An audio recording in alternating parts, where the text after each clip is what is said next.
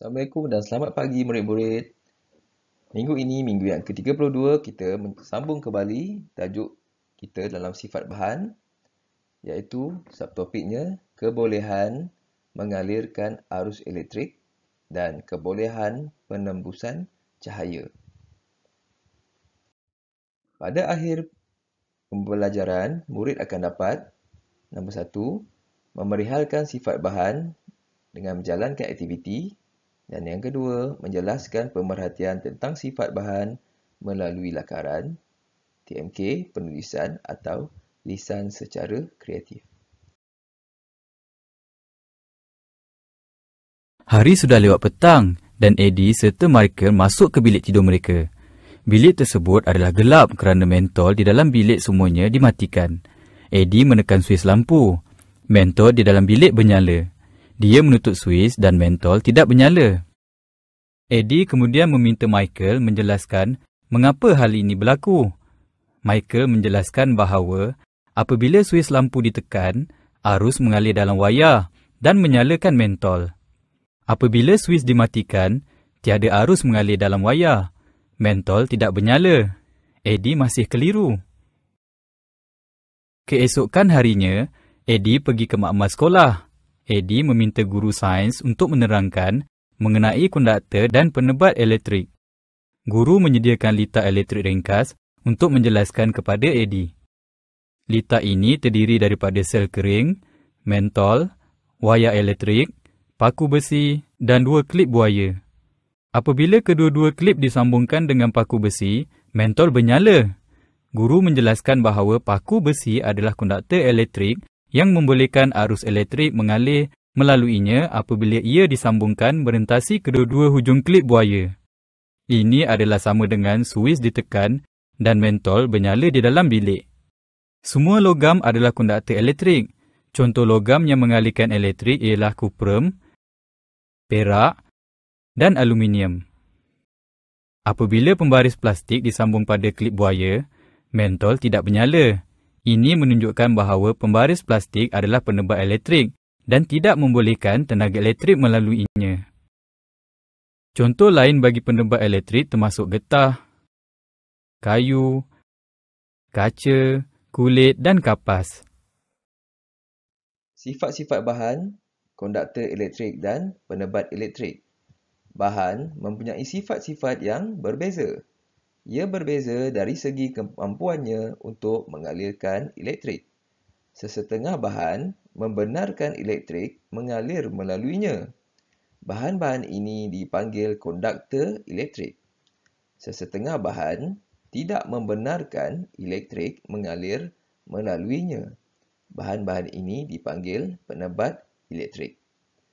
Ada 2, iaitu konduktor elektrik yang membenarkan elektrik mengalir melaluinya. Contoh, wayar kuprum. Dan yang kedua, bahan yang tidak membenarkan elektrik mengalir melaluinya dipanggil penebat elektrik. Contoh, getah. Konduktor elektrik. Semua logam adalah konduktor elektrik. Kuprum, perak, besi dan aluminium adalah logam. Bahan-bahan tersebut mengalirkan elektrik. Ini adalah contoh logam yang mengalirkan elektrik. Kuprum, perak, besi, aluminium. Kegunaan konduktor elektrik. Yang pertama, untuk membuat wayar elektrik kerana ia boleh membenarkan arus elektrik mengalir melaluinya. Yang kedua, untuk membuat bahagian alat atau peranti yang boleh mengalirkan arus elektrik. Penebat elektrik. Kebanyakan bahan, bukan logam, adalah penebat elektrik. Seperti contoh, kayu, getah, plastik, kulit dan kain adalah bukan logam. Ia tidak boleh mengalirkan elektrik. Kayu, getah, plastik dan kulit adalah bukan logam. Ia tidak boleh mengalirkan arus elektrik. Kegunaan penebat elektrik sebagai penebat wayar elektrik dan alat elektrik. Yang kedua, untuk membuat bahagian alat atau peranti yang boleh menghalang pengguna daripada tersentuh arus elektrik kerana arus elektrik sangatlah berbahaya kepada manusia.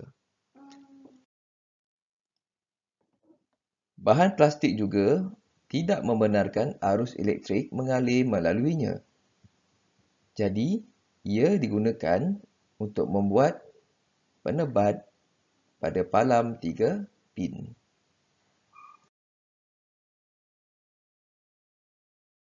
Jeff dan kawan-kawannya sedang menonton televisyen di dalam biliknya. Oleh kerana hari itu adalah panas dan cerah, Jeff menghidupkan pendingin hawa. Cahaya matahari yang terang masuk dari jendela kaca tertutup menyebabkan silau pada skrin televisyen. Jeff menarik lansir nilon untuk menghalang cahaya matahari dan dengan itu mengurangkan silau. Adakah anda perasan bahawa terdapat 3 jenis bahan berbeza berdasarkan cara ia membenarkan cahaya menembusinya? Sesetengah bahan seperti kaca tingkap membolehkan cahaya menembusinya. Ia tidak membentuk apa-apa bayang. Bahan ini dipanggil bahan Lutsina. Kita boleh melihat dengan jelas sebarang objek yang diletakkan di belakang bahan Lutsina.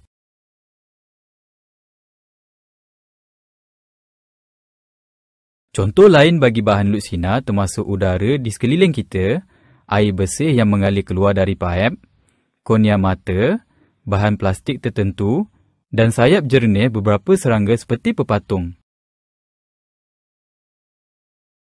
Bahan lain seperti kain nilon membenarkan sebahagian cahaya untuk melaluinya. Ia membentuk bayang-bayang kelam. Bahan ini dipanggil bahan lut cahaya. Kita boleh melihat apa-apa objek yang diletakkan di belakang bahan lut cahaya, tetapi ia kelihatan kabur.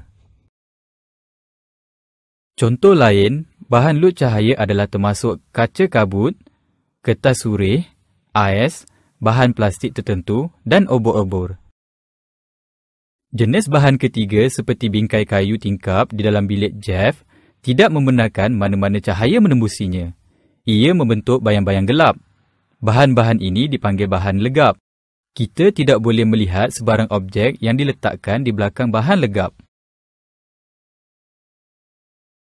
Contoh lain bahan legap adalah batu, logam, getah, kulit, plastik tertentu, batu bata, tulang, gigi dan daging. Baiklah, sifat-sifat bahan yang kedua pada hari ini, penembusan cahaya. Bahan berbeza dari segi kebolehan untuk membenarkan cahaya menembusinya. Beberapa jenis bahan membenarkan kebanyakan cahaya menembusinya. Yang lain membenarkan hanya sebahagian cahaya untuk menembusinya. Selebihnya, tidak membenarkan mana-mana cahaya untuk menembusinya. Bahan-bahan yang berbeza digunakan untuk tujuan yang berbeza. Baiklah, kita pergi kepada sifat yang pertama, Lutsina. Sifat penembusan cahaya yang pertama iaitu Lutsina. Lutsina membenarkan kebanyakan cahaya menembusinya. Manakala, bagi bahan yang lut cahaya, ia hanya membenarkan sebahagian daripada cahaya menembusinya. Yang ketiga, bahan yang dibuat pada legap, ia tidak membenarkan langsung mana-mana cahaya untuk menembusinya. Bahan Lutsina. Bahan Lutsina membolehkan kebanyakan cahaya untuk menembusinya. Ia tidak membentuk bayang. Sebarang bayang-bayang tidak terbentuk. Yang ketiga, bahan Lutsina membenarkan apa-apa objek yang diletakkan di belakangnya dilihat dengan jelas. Tiada bayang-bayang dan membenarkan apa-apa objek yang diletak di belakangnya dilihat dengan jelas. Sebagai contoh, bekas makanan Lutsina, tingkap kenderaan dan cermin mata. Bagi bahan lut cahaya, ia hanya membenarkan sebahagian cahaya menembusinya. Sebahagian saja menembusinya. Ia membentuk bayang-bayang kelam. Bayang-bayang kelam maksudnya bayang-bayang itu tidak kelihatan jelas. Ia membenarkan apa-apa objek yang diletakkan di belakangnya dilihat sebagai imej kabur. Contoh bahan duk cahaya, terendak lampu, langsir dan tingkap bilik mandi. Bagi bahan legap tidak membenarkan sebarang cahaya menembusinya. Apabila disuluhkan lampu di bahan legap, ia tidak membenarkan cahaya menembusinya. Ia membentuk bayang-bayang gelap. Ia tidak membenarkan objek yang diletak di belakangnya dilihat. Contoh, dinding, pintu. Jadi, bahan legap ini tidak membenarkan langsung kita melihat apa objek yang berada di belakangnya. Baiklah, untuk rumbusan bagi pelajaran hari ini, yang pertama, kebolehan bahan untuk mengalirkan arus elektrik. Bahan untuk mengalirkan arus elektrik ada dua, konduktor elektrik dan penebat elektrik. Sifat yang pertama, konduktor elektrik, ia membenarkan arus elektrik mengalir melaluinya. Contoh, kuprum, perak, besi dan aluminium. Manakala, sifat penebat elektrik, ia tidak membenarkan arus elektrik mengalir melaluinya. Bahan-bahan penebat elektrik, contoh seperti kayu, plastik, getah dan kulit. Kebolehan bahan terhadap penembusan cahaya. Terdapat 3 kebolehan bahan terhadap penembusan cahaya. Yang pertama, luk cahaya. Luk cahaya membenarkan kebanyakan cahaya menembusinya. Contoh, slide kaca, cermin mata dan air tulen.